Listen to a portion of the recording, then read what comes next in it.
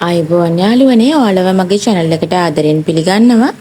ඔයාලට අද මම අරගෙන ආවේ මිස්ටර් ක්වීන් කතාවේ 13 වෙනි කොටස. ඔයාලා මගේ වීඩියෝස් වලට කැමති නම් අනිවාර්යයෙන්ම like එකක් දාන්න. ඒ වගේම channel එක subscribe කරන්න අමතක කරන්නත් එපා. notification ගෙන්න ගන්න bell icon එක click කරන්න. ඉතින් ඔන්න මේ වෙලාවේදී රජතුමාගේ වැඩිමහල් සහෝදරයාගෙන් ඔහුගේ මුහුණේ සුවඳ ගැන අහනවා. ඒත් එක්කම රජතුමා ඔහුට ලං වෙලා දෙයක් රහසින් කියනවා.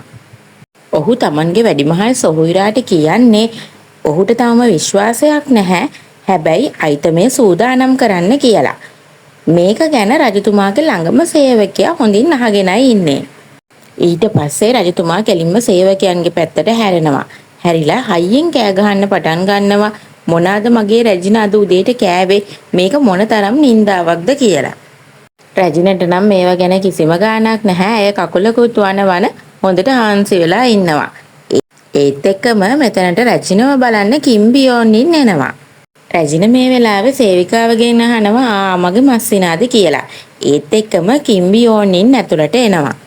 මේ වෙලාවේදී ඊට කලින් දවසේ රාත්‍රිය ගැන කිම්බියෝන් ඉන්ට රැජින ස්තුතිවන්ත වෙනවා. හැබැයි කිම්බියෝන්ින් මේ වෙලාවේදී කියන්නේ ඒක මගේ යුතුයකම කියලා.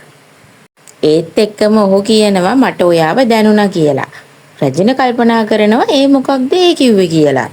ඊට පස්සේ මිස්ටර් ජැන්ට එහෙම නැත්තම් රජිනට හිතෙනවා ඕන දෙයක් වුණ දෙන් මොනා හරි කියන්න ඕනෙනේ කියලා.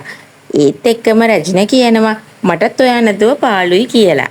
මේ වෙලාවේදී කිම්බියෝන්ින් පිළිතුරු දෙනවා ඒක ඇහුවම මට හරිම සතුටුයි. මොකද මගේ කරදර සියලු දේම ඒක ඇසීමෙන් පහව යනවා කියලා. රැජින නම් මේත් එක්කම කල්පනා කරන්නේ මේ තරම් එක වචනයකට ඔහු නටන්නේ මොකටද කියලා. ඒත් එක්කම කිම්බියෝන්ින් රැජිනට කියනවා එදා අපේ හමුවීමෙන් පස්සේ ඔබ වැවට වැටලා තිබ්බා. මට ඒ ගැන ආරංචි උනේ ප්‍රමාද වෙලා කියලා. ඒත් එක්කම රැජිනට ඔහු පවසනවා ඔයා මට කිව්වා කියලා එදා ඔයා මොකකට හරි බය වුණා කියලා. මේ වෙලාවේදී ජන් කල්පනා කරනවා දැන් මම මොකද්ද කියන්නේ කියලා. ඉතින් ඔහු දෙපැත්තටම නැති උත්තරයක් තමයි දෙන්නේ. ඔහු කියනවා මම බය මේ ලෝකේ ඉන්න භයානක මිනිස්සුන්ට කියලා. ඒකෙන් කලබල වෙන කිම්බියෝන්ින් අහනවා ඔබට මොකක් හරි තර්ජනයක් එල්ල වුණාද කියලා. ඒ වගේම ඔහු අහනවා ඔබ දන්නේ නැද්ද ඔබව වැවට තල්ලු කළ පුද්ගලයා වගේම ඊයේ රෑ ඔබට පහර දීමට හදපු පුද්ගලයා ගැන කියලා. රැජින මේකත් එක්ක පුදුමයටපත් වෙනවා. ඒ වගේම ඇය ඔහුගෙන් අහනවා මම වැව ගැන දන්නවා. හැබැයි ඊයේ රාත්‍රිය ගැන මම දන්නේ නැහැ කියලා. ඒත් එක්කම කිම්බියෝන්ින් අහනවා ඔබට මතක නැද්ද ඊයේ රෑ ඝාතකෙක් ඔබට කරදර කරන්න හැදුවා කියලා. ඔහු ඒ වගේම ආයෙත් කියනවා මම හිතුවේ ඔයාට මතක ඇති කියලා ඒත් ඔබට ඒක මතක නැහැ කියලා. දැන් මිස්ටර් ජන් තනියම කල්පනා කරනවා ඇයි මාව මරන්න හැදුවේ? ඒකත් දෙන්නෙක්මයි මාව මරන්න හැදුවේ කියලා. ඒකම මිස්ටර් ජන් කල්පනා කරනවා මේ කාන්තාව අනතුරකද ඉන්නේ කියලා. ඒක නිසා ඇය කිම්බියෝන්ගෙන් අහනවා මගේ මතකේ තරම් හොඳ නෑ. ඒත් ඔබ මට වඩා හොඳට දන්නවනේ එදා අපි කතා කරපු දේවල් ගැන කියලා. කිම්බියෝන්ින්ට මේකට නම් ටිකක් දුක හිතෙනවා. ඒක නිසා ඔහු අහනවා ඔබට ඒ කිසිවක්ම මතක නැද්ද කියලා. රැජින පිළිතුරු දෙන්නේ මට ඒ කිසිම දෙයක් මතක නැහැ කියලා. ඒ වගේම ඇය කියනවා ඒක වැදගත් නැහැ. මොකද එකෙක් මාව මරන්න හැදුවනේ. ඌ මට මොනවද කළේ කියලා. කිම්බියෝන්ින් මේ වෙලාවේදී පවසන්නේ ඔහු සාමාන්‍ය කෙනෙක් වෙන්න බෑ. මොකද ඔහුගේ ඇඳුම්වල ගුණාත්මක භාවය ගැන බැලුවමත් ඔහුගේ කඩුහරඹය ගැන බැලුවමත් කියලා. ඔහු ඒ වගේම පවසනවා ඔහුට තවත් උදව් කිරීමට කට්ටිය සිටිය බවත්. ඉතින් රැජින මේ වෙලාවේ පවසන්නේ ඔබ ඊයේ හිටියේ නැත්තම් මම මේ වෙනකොට මැරිලා කියලා. මෙතනදී කිම්බියෝන්ින්ට මතක් වෙනවා රැජින ඔහුට වැසිකිළියද හමු වූ ආකාරය. ඒ වගේම ඇය කියපු විකාර කතා. හැබැයි කිම්බියෝන්ින් මේ වෙලාවේදී රැජිනට මේ ගැන මතක් කරන්න යන්නේ නැහැ. රැජින කියන්නේ ඇය නැවුම් වාතය ටිකක් ගන්න එළියට ගිය බව.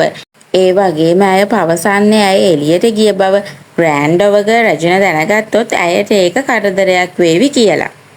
ඉතින් රැජින මේ වෙලාවේ කිම්බියෝන්ගෙන් අහනවා ඇය එළියට ගියපු එක රහසක් විදියට තියාගන්න පුළුවන්ද කියලා.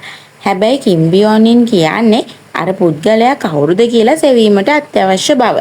එතකොට රැජින කියනවා එහෙනම් ඒ ඔබට රහසිගතව කරන්න පුළුවන් කියලා. ඒ වගේම කිම්බියෝන්ින් මේකට එකඟ වෙලා ඔහු අහනවා තව කවුද ඔබගේ මේ ගමන ගැන දැනගෙන හිටියේ කියලා. ඒ වෙලාවේදී රැජින පිළිතුරු දෙන්නේ හොන්යොන් සහ ඔබ පමණයි කියලා. එතකොට කිම්බියෝන්නින් පවසනවා එහෙනම් මම හොන්යොන්ව නරඹන්න තවත් පුද්ගලයන් යොදවන්නම් කියලා. මේ කියන්නේ එසේ කිරීමට අනවශ්‍ය බවත් හොන්යොන්ව ඇයට හුඟක් විශ්වාසවන්ත බවත්. මේ වෙලාවේදී කිම්බියෝන්නින් කියන්නේ ඔබ කිසිවෙකුත් විශ්වාස නොකළ යුතු බවයි. රැජිනත් මේ වෙලාවේ හිතනවා ඇත්තටම ළඟින්ම සිටින පුද්ගලයා භයානක විය හැකි බව. එසේම ඔහු පවසනවා ඔබ මාලිගාවේ සිටීම ඉතාම ආරක්ෂිතයි කියලා හිතන්න එපා. මොකද මාලිගාවේ විසීම ඔබට ඉතාම භයානක වෙන්න පුළුවන් කියලා.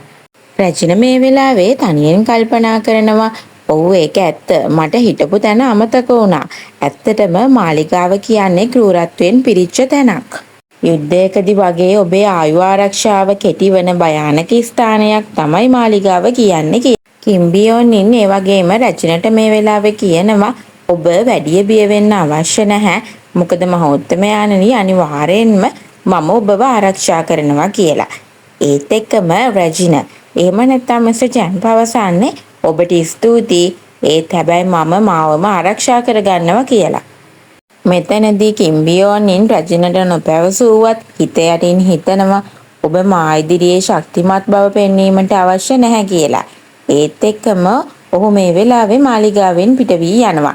යන වෙලාවේදී ඔහු හිතනවා ඔබට අමතක වෙලා ඇති. හැබැයි එදා රාත්‍රියේ මතකය මගේ හදවතේ කැටයම් කරලා තියෙනවා කියලා. ඒ වගේම ඔහු මේ වෙලාවේ හිතනවා ඔවුන් කවුරුද කියලා සොයා ගැනීමට අවශ්‍ය සෑම දෙයක්ම මා විසින් කරනවා කියලා. මේ වෙලාවේදී කෝට්ටාරයව චෝයි එළියට ගිහිල්ලා ඉන්නේ. ඇය යනවා සිල්ක් නූල් විකුණන ස්ථානයකට. ගිහින් ඇය කියන්නේ මම මෙහෙට ආවේ ඔබ ළඟ ඉතා වටිනා දෙයක් ඇති බව කියු නිසා එය ලබා ගැනීමටයි කියලා. මේ වෙලාවේදී ආයතනයේ හිමිකාරු කෝට්ටාරයව චෝයි ගැන වරදියටයි තේරුම් ගන්නේ. ඉතින් ඔහු කරන්නේ ගබඩාවක තිබූ යම්කිසි උපකරණයක් කෝට්ටාරයව චෝයි අතර දීලා යන එක. ඉතින් ඇය හිතනවා මම මෙහෙට ආවේ සේද නූල් ගන්නනේ කියලා. ඇයට මෙහිදී කඩහිමියා ලබා දෙන්නේ නලයක් වැනි උපකරණයක්. ඉතින් ඇය කරන්නේ මේකෙන් මම මොකද්ද කරන්න ඕනි කියලා හිත ඉඳලා ඒකට නිකමට හැතියලා බලන එක. ඒත් එක්කම ඇයට දකින්න පුළුවන් වෙන්නේ එම නලයේ අනිත් කෙළවරින් කඩවසම් පිරිමි රූප කිහිපයක්. කෝට්ටාරයව චෝයි මේකදි කරන්නේ අකමැති බව පෙන්න කටත් අරගෙන ඒ රූප දිහා බලන එක. මේ වෙලාවේදී රැජින නැවතත් ඉන්නේ මුළුතැන්ගේට ගිහිල්ලා මුළුතැන්ගේ ගිනි උඳන දිහා බලන් ඉන්න ගමන් ඇය කල්පනා කරනවා කිම්බියෝන්නින් මට කියනවා මාලිගාවේ කිසි කෙනෙක් විශ්වාස කරන්න එපා කියලා. එහෙමනම් මම කොහොමද ඔහුව විශ්වාස කරන්නේ කියලා. ඒත් එක්කම ඇය කල්පනා කරනවා හොන්යොන් නම් කිසිසේත්ම මට කරදරයක් කරන්න විදිහක් නැහැ. නැවත වතාවක් උපබිසවවත් මට කරදරයක් කරන්න හැදුවද කියලා. ඒ වෙලාවේදී රචන කල්පනා කරනවා ඇත්තටම සතියක් දිග වැඩිමේ අයව හොයාගන්න මේ යන වේගයට ඔවුන් කවුරුද කියලා දන්නේම නැතුව මට මේ යන්න වෙන්න පුළුවන් කියලා. ඒක නිසා අය කල්පනා කරනවා ඇය දන්න දෙයින් ඔවුන්ව දිනා ගන්න. මේ වෙලාවේදී රචින එහෙම නැත්නම් මිස්ටර් ජැන් කල්පනා කරනවා ඔහු දක්ෂම කෑම බීම සකස් කිරීමට නිසා ඔහු හිතනවා ඔහුට ආච්චිව එහෙම නැතිනම් ග්‍රෑන්ඩ්වක රැජිනව කෑමෙන්ම අල්ලගන්න පුළුවන් කියලා. මේ වෙලාවේදී සේවිකාවන් ග්‍රෑන්ඩ්වක රැජිනට පිළිගන්වන ලද ආහාරය නැවත මුළුතැන්ගේ වෙත රැගෙන එනවා. එම ඉතුරු කරන ලද ආහාර රැජින පරීක්ෂා කිරීමට සූදානම් වෙනවා. සූදානම් වන විටම මෙතන ඉන්න ප්‍රධාන කෝකිය ඇවිල්ලා කෙනෙකුගේ සෞඛ්‍ය සහ මනාපයන් වැනි වැදගත් තොරතුරු හෙළි කරන්න බෑ. ඒ නිසා රජපෞලේ කෙනෙක් අවසාන කළ ආහාරයක් බලන්න දෙන්න බෑ කියලා රැජින එක්ක රණ්ඩු වෙන්න පටන් ගන්නවා. මේ වෙලාවේදී මිස්ටර් ජැන් කෑ ගහනවා ඔබ කරන්නේ කුමක්ද මම තමයි රැජින කියලා. ඒත් එක්කම චෙෆ් මේ වෙලාවේදී කියනවා හැමෝම මට කියන්නේ රාජකීය චෙෆ් කියලා. ඒ කියන්නේ මුළුතැන් ගෙදර ලොක්කා මමයි කියලා. රැජින එහෙම නැත්නම් මිස්ටර් ජැන් මේ වෙලාවේ අභියෝග කරනවා රාජකීය චෙෆ්ට. එහෙනම් අපි බලමු කවුද මෙතන ලොක්කා කියලා. එහෙනම් අපේ කුසලතාවලින් අපිට හොයාගන්න පුළුවන් වෙයි කියලා මෙතන හරියටම ලොක්කා කවුද කියලා. 14 වෙනි කොටසෙන් එනකන් ඔයාලට සුබ දවසක්.